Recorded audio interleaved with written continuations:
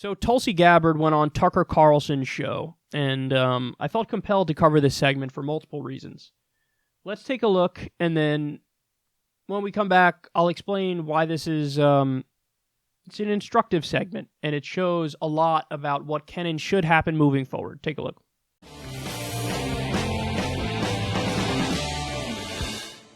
Suddenly, there are a lot of Democrats running for their party's presidential nomination. There are some disagreements between them, but one thing many of them appear to agree on is wholeheartedly embracing the foreign policy agenda of Bill Kristol.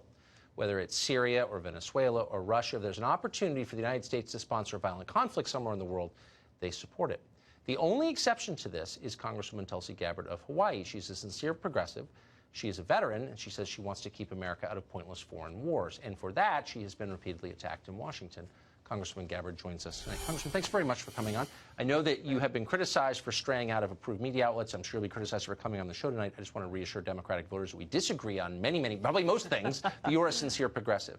But one place that I admire your courage is your unwillingness to go along with the foreign policy views of everyone else in Washington, and you really have been attacked for it. Why do you think that is? Well, look, Tucker, I am a soldier in the Army National Guard. I've served now for nearly 15 years, served on 2 Middle East deployments, and I know personally, firsthand, the cost of war.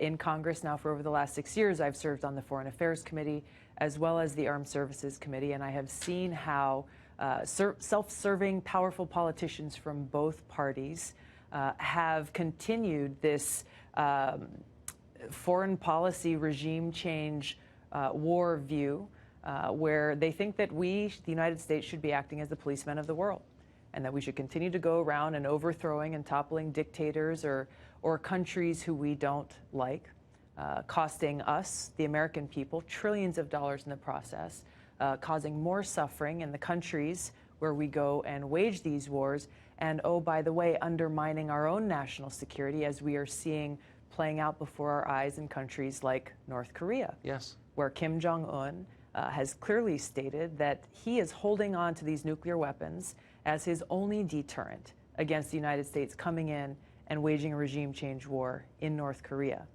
So while I'm deeply concerned about the fact that this summit yesterday ended without an agreement, because we need to see denuclearization of the Korean Peninsula, it's not surprising because of this policy, this regime change war policy that, again, leaders in both parties in the foreign policy establishment here in Washington have perpetuated over and over and over again. What's so interesting is that worldview, the regime change worldview, I mean, if it worked, at one time I thought it sounded like it made sense, but we've had almost 20 years of it, and it demonstrably hasn't worked, and there's really kind of no debate about how badly it's gone. Why would people still support that? That's a great question.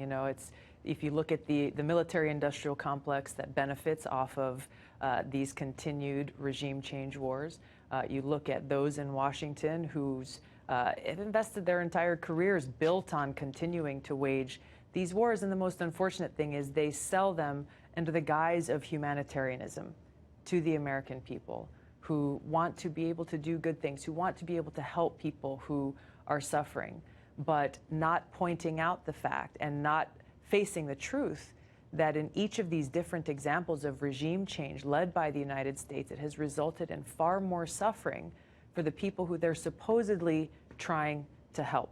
Now, there's a lot of different motives for this. You can look at corporate greed. You can look at who actually benefits financially from these wars, if you want to see why they're continuing and why it perpetuates, again, by self-serving, powerful politicians and leaders in both parties. Has anyone, no, you've been attacked quite a bit, and I'm not going to make you relive it, including by some people I know who should know better, to be honest with you. But nobody has engaged you in the argument you just made. Instead, they've dismissed you as sucking up to this dictator. You're a bad person is basically what they're saying. Has anybody actually debated you on the points that you're making? No. Constantly I see, again, people from both parties instead resorting to name-calling or superficial attacks because they refuse to engage on the substance of this argument about why they continue to push for and try to wage these regime change wars, ignoring the disastrous consequences on the people in those countries and the American people. The reality is these wars are costing us, the taxpayers, trillions of dollars that should be here, that should remain in our pockets, or invested in things like rebuilding our crumbling infrastructure, Exactly. invested in the needs of our people. I just want to say again, just to be totally clear, we disagree on many things, but I admire your bravery for saying that out loud, and you are always welcome on the show. I appreciate your coming. Thanks, Thank Tucker. you very much. Appreciate it. Okay, that was fascinating. Now, I read the comments on this video on YouTube, and it was really amazing how many comments I saw of, oh, I'm a Republican, but I would vote for Tulsi Gabbard. Oh, I'm a conservative, but she makes a lot of sense. There was a lot of that going on in the comment section, and of course there were, instances of people just saying, oh, I just support Tulsi Gabbard, not telling you what their affiliation is, and maybe they might already be Democrats or left-leaning or whatever, but I criticized Rutger Bregman, who was on Tucker's show recently, and it seemed to me like Rutger was trying to get kicked off the show. That's the vibe I got from it. He was invited on to talk about taxes and how at Davos, the elite gathering, that a lot of those people are just dodging their taxes, and Rutger went there and kind of called them out on that, and spoke about how it makes sense to have higher marginal tax rates and yada, yada, yada. And, Tucker invited him on to talk about that, and I guess Tucker was trying to frame the conversation more from a, oh my God, look at these liberal hypocrites perspective, and Rutger wasn't having it. But in response to that, Rutger it seemed to me like he was trying to get kicked off the show, and he was like kind of going after Tucker as well and saying, you're a Koch-funded stooge type thing. And, my criticism of Rutger was you actually had an opportunity there to spread left-wing ideas to a right-wing audience and convince people in a right-wing audience that left-wing ideas make sense. And instead of doing that, when you go after Tucker personally, now all the people who are fans of Tucker and who are watching his show, they're going to shut down, and they're not interested in anything you're saying further, and they might be turned off to further left-wing ideas that could have been explained to them in a rational way where they would support it. So, I'm more of a fan of what Tulsi just did there. Now, notice, she went on Tucker Carlson's show, and they spoke about an issue where Tulsi didn't compromise her morality at all, and Tulsi didn't compromise her policy beliefs at all. She stuck to her guns in terms of saying, this is what I believe, this is what I'm fighting for, and I'm going to lay it out for you.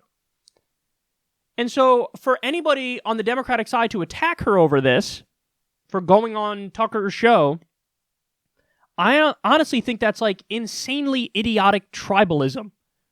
Because it's not like she went on Tucker's show and said, let's talk about how much immigrants suck. She didn't do that. She went on Tucker's show and said, let's talk about regime change war and how I'm against it, and Tucker sometimes is against it. At least his rhetoric now is against it, even though he admits back in the day he supported it, and he supports Donald Trump today, and Donald Trump is still bombing 8 different countries, so there's a question as to how committed he is to that as a policy idea, as opposed to just using it as empty rhetoric. It seems more like he uses it like empty rhetoric. But the fact is, she was given a platform to reach out to people and tell them, hey, here's my belief, here's why I think this is right, and here's why it needs to change, and she did it.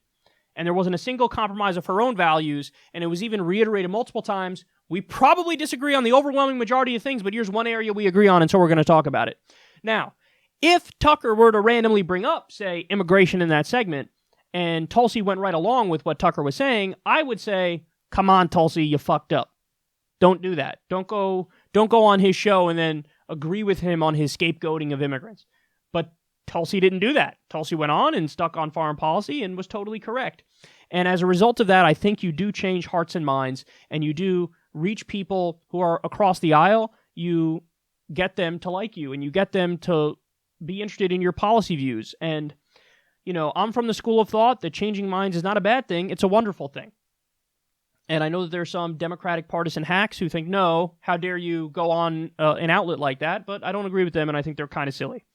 And the final point is this. I also liked how she led with, I'm a soldier, because what that is, and Tulsi knows framing, and what that is there is you start the conversation by framing it from the perspective of the people you're talking to. So it's like me when I was on Politicon panels and I was with conservatives, I said, okay, listen, there was one panel specifically on how we're going to get along. Well, I said, okay, here's some areas. You guys say you're conservatives and you like small government. Here's some areas where I like small government. I want to stop the NSA spying. I want to legalize marijuana and release all nonviolent drug offenders. I want to end the wars and therefore shrink government massively by cutting back on the military budget. So when you frame it from their perspective, then they're a lot more likely to go, I agree with you. And if they don't say they agree with you and they disagree with you, then they're exposing themselves as hacks who have no principles. So it's a win-win. And Tulsi kind of used the right-wing love of soldiers against them. Like, oh, you were in the military? Damn, I really have to... If I criticize you, I better come correct now.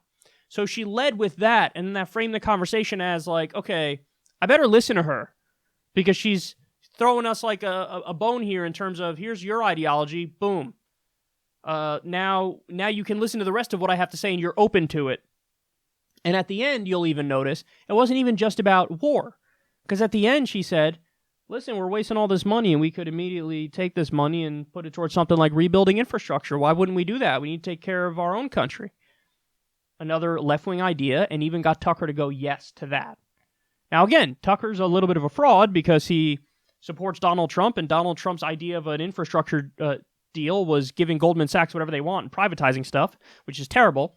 But the fact that left-wing rhetoric is getting through to a right-wing audience is a massively good thing, and everybody should recognize it.